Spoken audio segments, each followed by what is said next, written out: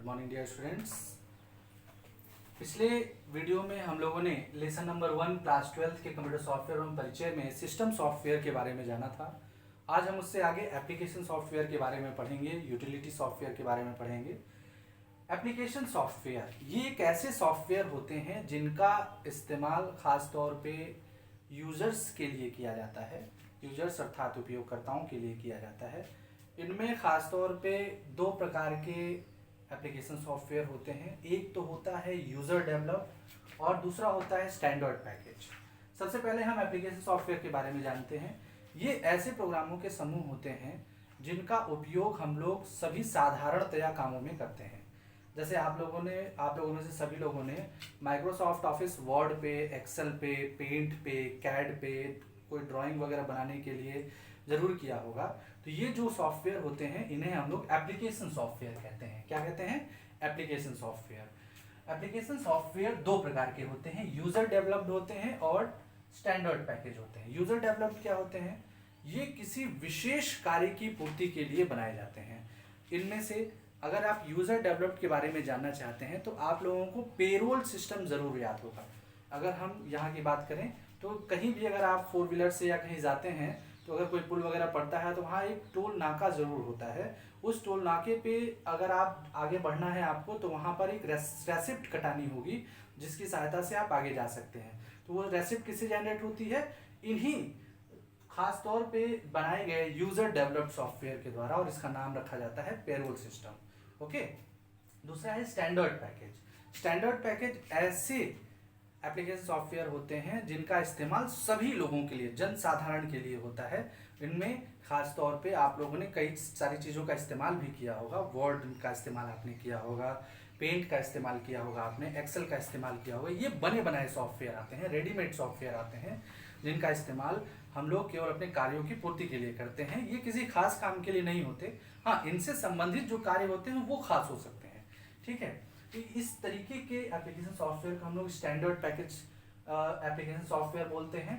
दूसरी चीज है यूटिलिटी सॉफ्टवेयर। यूटिलिटी सॉफ्टवेयर वो क्या होते हैं? ये भी एक विशेष प्रकार के सॉफ्टवेयर होते हैं जिनका इस्तेमाल हम लोग अपने कंप्यूटर को रख रखाव के लिए करते हैं, कंप्यूटर के रख रखाव के लिए करते हैं ताकि हमारा कंप्यूटर सही ढंग से कार्य करता रहे।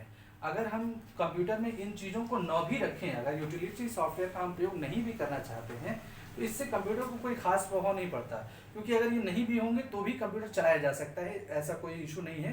यूटिलिटी सॉफ्टवेयर बहुत ज़रूरी है, लेकिन इनके होने से कंप्यूटर में बहुत सारे फायदे होते हैं। जैसे इनके अगर हम प्रकार की बात करें तो दो प्रकार के होते हैं, खासतौर पे होते तो और भी हैं लेकिन हम यहाँ दो के बारे में बात करेंगे।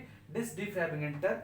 डिस्क डिफ्रैगमेंटर का काम ये होता है कि जैसे मान लीजिए आप अपने कंप्यूटर में कोई डाटा स्टोर कर रहे हैं तो आपका कंप्यूटर आपके हार्ड डिस्क पे कोई भी डाटा कहीं भी रैंडमली सेलेक्ट करके उसे स्टोर कर सकता है।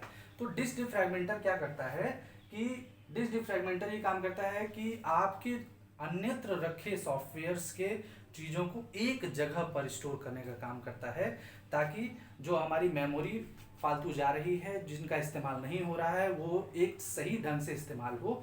तो इस तरीके के काम करने के लिए हम लोग डिस्क डिफ्रैगमेंटर का उपयोग करते हैं। दूसरी चीज़ है वायरस स्कैनर एवं रिमूवर। वायरस स्कैनर और रिमूवर क्या होता है? जैसा कि नाम से आपको पता चल रहा है, स्कैन का मतलब होता है चेक करना। किस चीज़ को चेक करना? वायरस को चेक करना। तो इस तरीके के सॉफ्टवेयर को हम लोग कहते हैं वायरस स्कैनर। और जो स्कैन करने पे हमें जो वायरस मिलते हैं उन्हें हटाने के लिए हम लोग रिमूवर का भी इस्तेमाल करते हैं। अगर आपने एंटीवायरस का नाम सुना होगा तो ये एंटीवायरस का ही एक रूप है जिसे हम लोग यहाँ इस्तेमाल कर रहे हैं।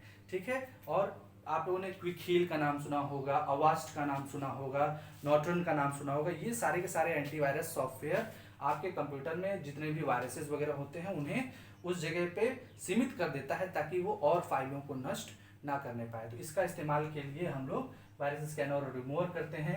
एप्लीकेशन सॉफ्टवेयर को अगर खासतौर पे समझना है तो इसे एक चित्र के माध्यम से समझा जा सकता है कि अगर कंप्यूटर में कोई काम होता है तो सबसे पहले यूजर अपने चीज़ों को स्टोर करता है, तो वो सारी चीज़ें आप सिस्टम सॉफ्टवेयर में ले जाते हैं।